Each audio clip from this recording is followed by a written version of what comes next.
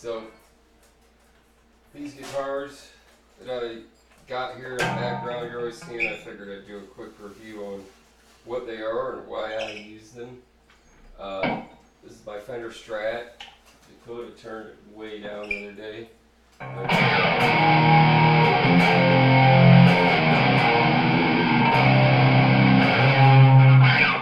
Anyways, this one I usually use for a lower tuning, not usually this low. I also have a triple play on it, so I can play saxophones or, you know, upright basses or keyboards, whatever I want with it. It has a Kaler tremolo on it, excellent for keeping it in tune. I can up and down bend on it. This is a Fender Stratocaster. I've customized it. Put an Ingve signature in the bottom pickup, and then the hot noise was on this flip too. Of course, all my pots are custom. I got way better ones than the Fender puts in there. Maybe they put nicer ones in there, Eric Clapton's, but this is just a Japan. Notice the little headstock. It's still a Strat, still a great guitar. Love the way it plays. First guitar I ever bought that was an electric, and I haven't gotten rid of it. Nice blood red color. It rocks. So that's what I use for this. When you hear the sub bass, you either play it on my keyboard or I play it through this on the triple play when you hear the album. That's what I use this one for.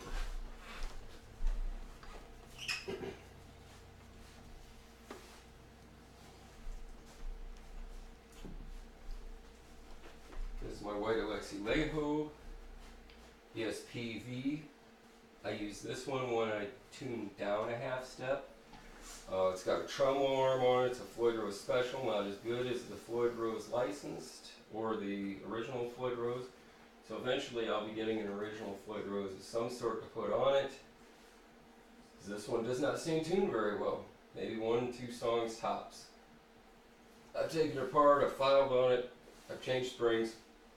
Whatever I do to this thing, this tremolo arm just does not keep it in tune very well.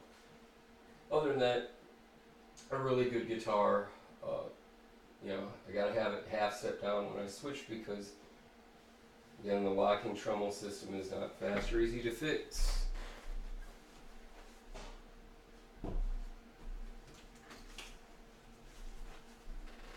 It's my Spirit brand Les Paul. I have this to an open tuning. So that when I play slide, it sounds nice and meaty, and I don't have to screw with any of my other guitars. I can just pick up this one. It's a nice guitar. It plays really good, similar to my Les Paul. It's actually a little easier to play than my Les Paul. But the thing is, it doesn't have that aggressive tone to it. And, that's another nice thing about turning it to an open tuning. It's aggressive enough for that.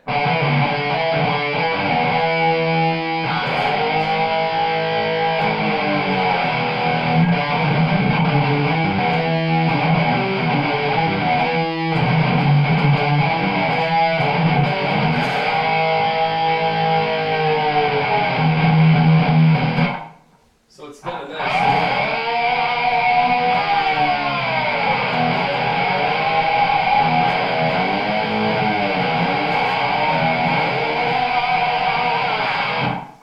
Nice tune.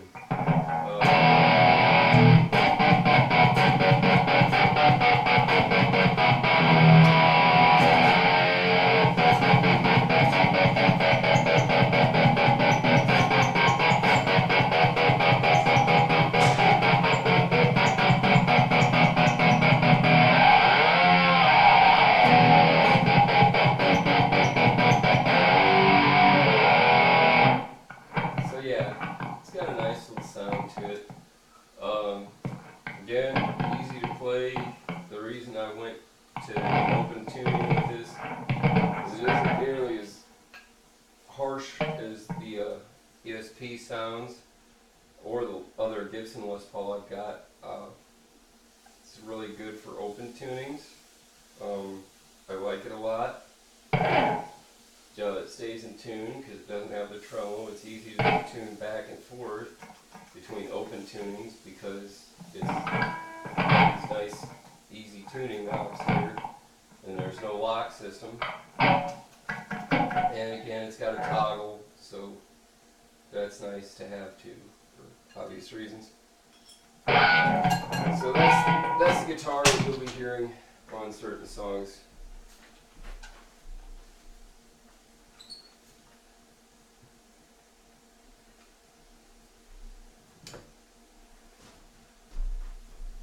Over here, I've got my Gibson Les Paul, Sunburst, mid-70s, I believe it was a 76.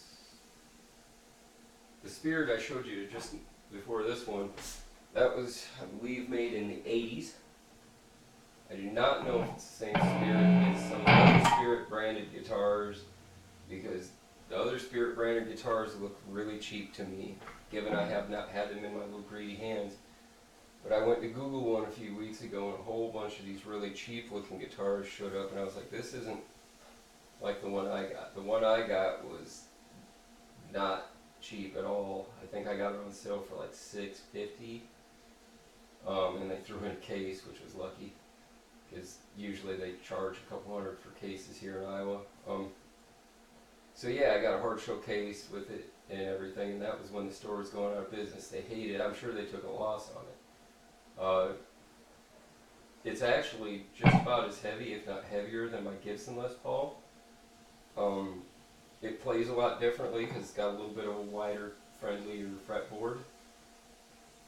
Again, this Gibson, it's got a way more aggressive pickup. I don't know if this is stock or not. I bought the guitar from somebody secondhand, which is what I would recommend anyone buying Gibson do. Unless, of course, you've got tons of money, because Gibson is expensive, and I hate saying it, but Gibson ain't paying me. So if Gibson's not giving me free stuff and they're not paying me, I'm not going to spend that kind of money on a new axe. That's crazy money. I'll buy one used in good condition and pay half the price, or maybe less. So great guitar. People are quitting playing guitar every day. Fortunately, people like me. But if I had the money, I would love to have a new Gibson, because they are excellent, excellent instruments.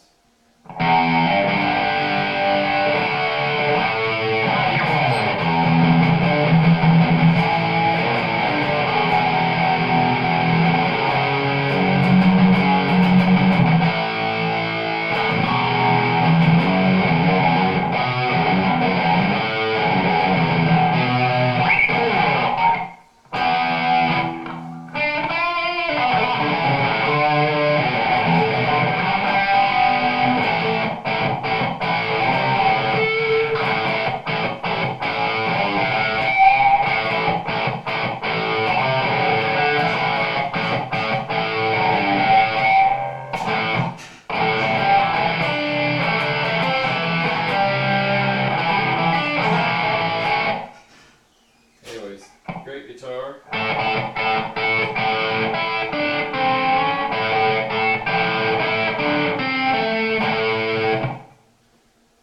So yeah, you hear this sometimes on my recordings. I really like it in 440. Again, if I play low, I usually go half step down. I go to the white Alexi Leho generally. A lot of times I'll overdub with the open tuning with the Spirit, so you'll hear one of these other guitars, and then the overdub, the open with the Spirit gives it that nice tone. And then, yes, the Fender, I believe I showed you that already with the triple play. I've got a Martin Sigma over here that I get my acoustics with. I had this modified. It's got a bridge pickup in it, so you can hear it when I smack the side of it.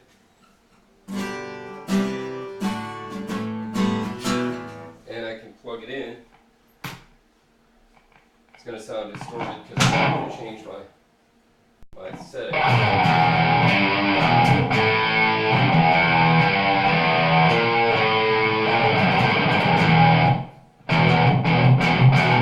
But yeah, you can do a lot of things with them. This is a signature, or a Martin Sigma. Sigma's not signature.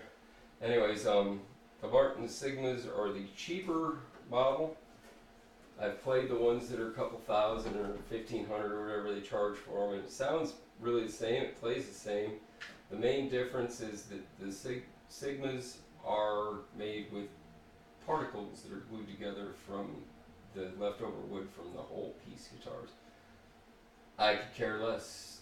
Sounds great, plays great. This guitar I bought in the early 90s. It's 2018. Still got a nice straight neck, as you can see. I've had it fall, I banged it a few times. It's got some chips and dings here and there, but still plays great, still tunes right. Very nice guitar.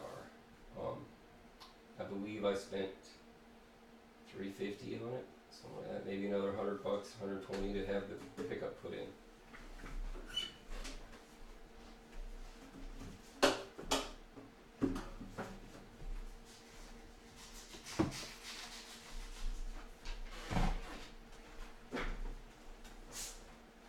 This is the last of the 5-string guitars I'm going to show you. 6-string guitars. Can't count bass 10 well. Anyways, I did that on purpose. I was just seeing if anybody noticed. But yeah, the 6-string guitars, the Lexi Leho Black ESP. Bought this through Musician's Friend, early 2000s.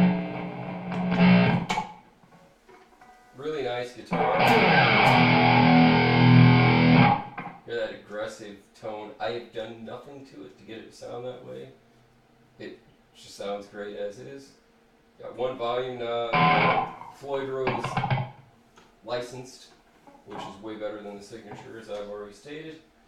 I won't probably have to change this tremolo. It stays in tune really well. Great intonation.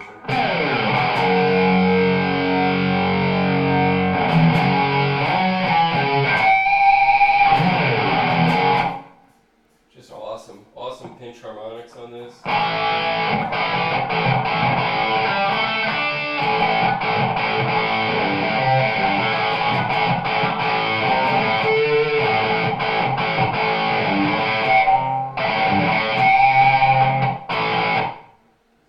Wonderful. So anyways, yeah, this is my go-to 440 guitar. I like the way, probably can't see it on video, but when I sit, I can cock the V on my leg. When I'm soloing and standing, I can cock the V.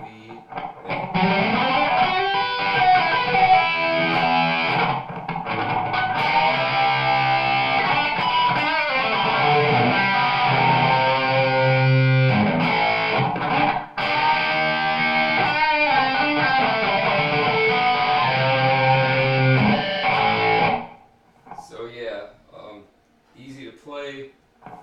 Maple fretboard, rosewood fretboard, whatever, maple neck. Basswood body. Yep, simple, volume knob, no tone, it's just always cranked up. It's got an EMG ESP licensed pickup. It's not active, it means it doesn't need a battery, and it still gets that great sound. And it also cleans up really nice too. Which is pretty much my all-around go-to grab-it-quick 440 guitar. Then when I want to go half step down, I'll go to the white, as I've already said. I know I'm repeating myself. And then of course the Gibson's usually in 440A, and then the Spirit is tuned either to open G or open E. I believe it was an open G when I played it a minute ago.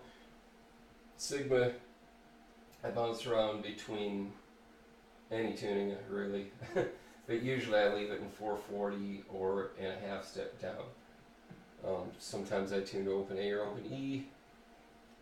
Fender, I usually have that a half step to a whole step down, and then again I have the triple play, so it really doesn't matter. I can play any key I want through my software. One more thing I'll go over with you is my software here.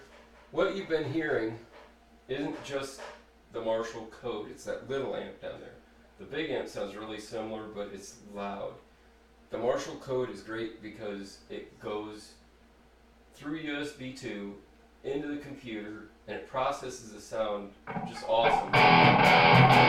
There's really not any latency. So I'll show you the difference. It's got a great sound to begin with, and no, Marshall didn't pay me to say that. They should. I'm going to turn off my DAW. Yes, that sound is coming through my DAW. What was coming from my amplifier to my DAW, then back to my amplifier to give it that tone. So, and you can assign it out the PA speakers if you want. It's still going to sound great. I've done it before. But yeah, simplicity, I just had it going back to my amplifier. This is without the DAW. This is with the DAW. I'll show you the difference.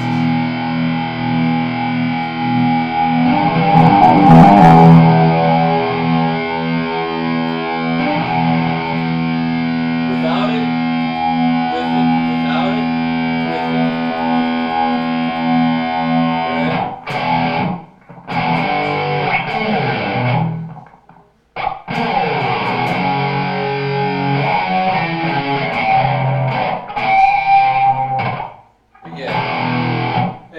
Nice thing about this is you can have more than one setting.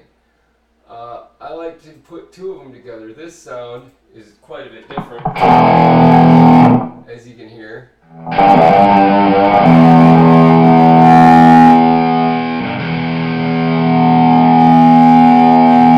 So what I'm doing is I'm blending the code sound with the actual amplifier sound through the guitar rig DAW.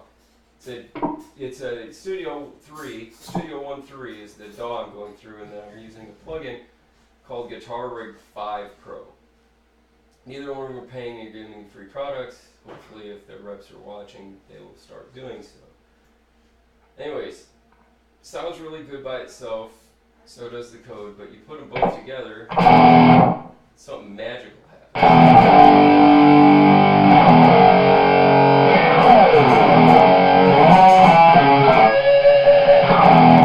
So, again, I'm going to take this. I like it so you can just barely hear it. And then I can take that other one that I was playing and add that also. So now I'm getting two Guitar Rig 5 Pro sounds that I've blended.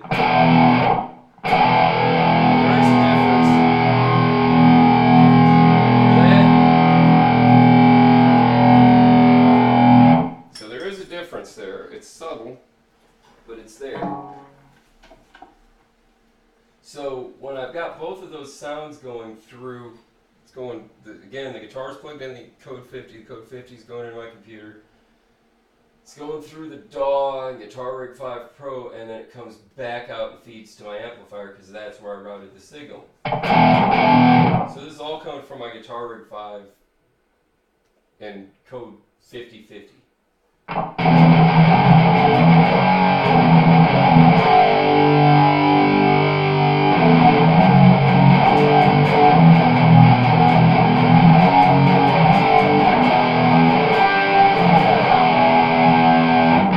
a pretty mean sound.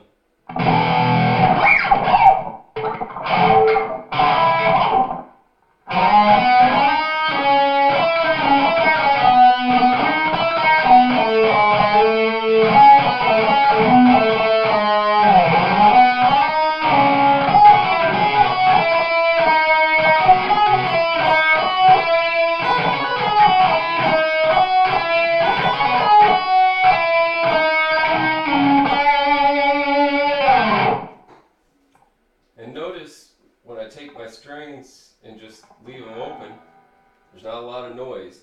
If I was playing through my half stack, yeah, it's going to have a real similar tone to that, but there's a lot more going on there. You know, I couldn't just leave my volume cranked up and talk to you. There's always a lot of white noise. This has all the things you're going to like about my half stack here, which is a lot more money. You probably wouldn't even be able to find another JMP Plexi Bassman from the mid-70s for under $4,000. If you're lucky, maybe. There's not too many around. If you found one, you're going to pay for it.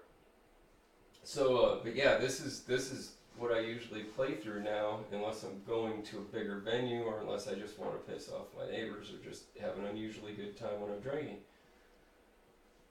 But it's nice to have my big Marshall. But yeah, if you didn't need the big Marshall, you didn't want the big Marshall, the Code 50 is a great go-to amp. I never thought I'd say that because I hate little amplifiers as a rule, and I'm not really partial to practice amps in general. My practice amp is usually the 412 Marshall or some sort of other. Not my Plexi, it's got to be a JCM 800 or something. But yeah, this is a real good, easy, quick, cheap.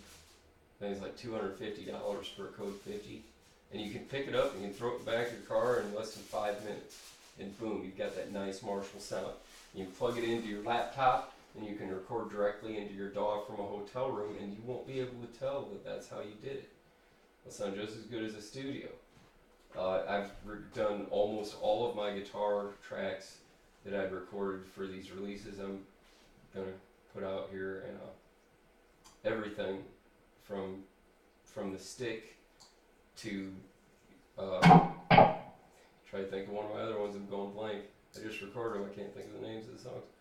But everything from the stick to inside to whatever, it's all recorded through there. Some of the solos I kept, and those are going to be with the Marshall half stack, JMP Plexi.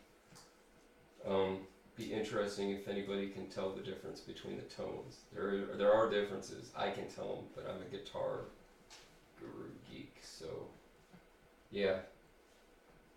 Anyways, that's my rig. That's all my guitars. Those are the uses that I have for my guitars in my rig. Again, always get the hard shell cases when you buy guitars. If you've got a guitar without a case, you don't have a guitar, you got an accident that's going to make you cry. So always get a hard shell case with your guitar the day you buy it. My advice: soft shell cases suck. No cases, worse yet. Ones like this, the Alexis, you need special cases because they got these big ass lined V-ends, and they're probably a little longer. So yeah, I think of what else I could tell you about guitars, but of course I've tricked out all my speakers in my 4x12 cabinet. My Marshall, I've got a Sonic Maximizer BBE. They didn't pay me, they should. Yes, you need that to get the low end and the mids to crunch. I also have now they don't make them anymore, so it's a little retro, but it's from the 90s, and it's called a DST-4 from ART, which now only does tube emulations. So, if you can find one, you better beat me to it on eBay, because I buy them as soon as I can, because once they're gone, they're gone. So I have several backup units.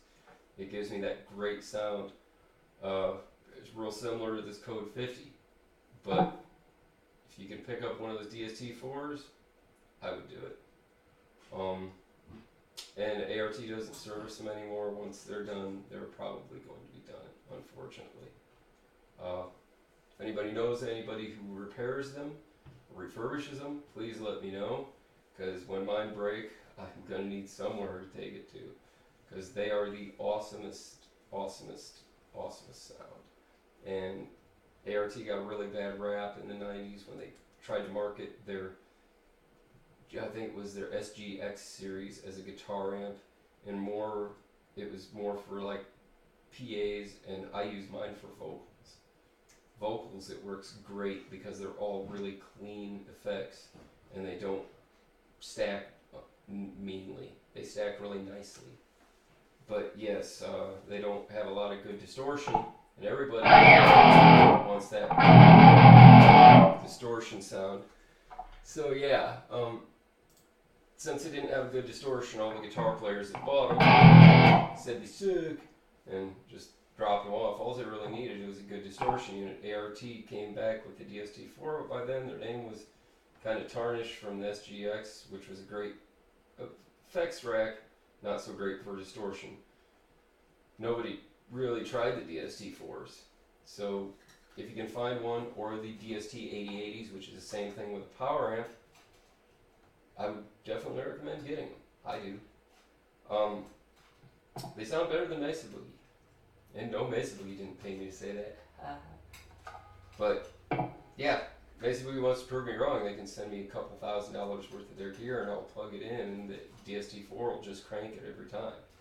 Given I've got it plugged into a Marshall Jam Peak Plexi Basement from the 70s, but oh well. Anyways, yeah, you guys think what you want with your Mesa Boogie overpriced stuff, but it's a good sound, it's not as loud, and it's not as meaty as my Marshall with this DST-4. It just isn't. It probably isn't as meaty as this Code series Marshall. I really love this Marshall Code. I never thought I'd say get a practice amp. If it's one amplifier that you've got, make it the Marshall Code. If you can get a bigger amplifier, I would recommend something like what I've got, which you'll have to buy it used, most likely. But I think they might still make them new. I don't know. They don't make Plexis, I'm sure. Reissues. Anyways, yeah, that's pretty much my ingredients for the heavy metal guitars that you're going to hear on my releases. Hope you enjoyed the video, and I know I talk way too much, and maybe you'll pick out something useful that you'll find applicable to your gear from my review.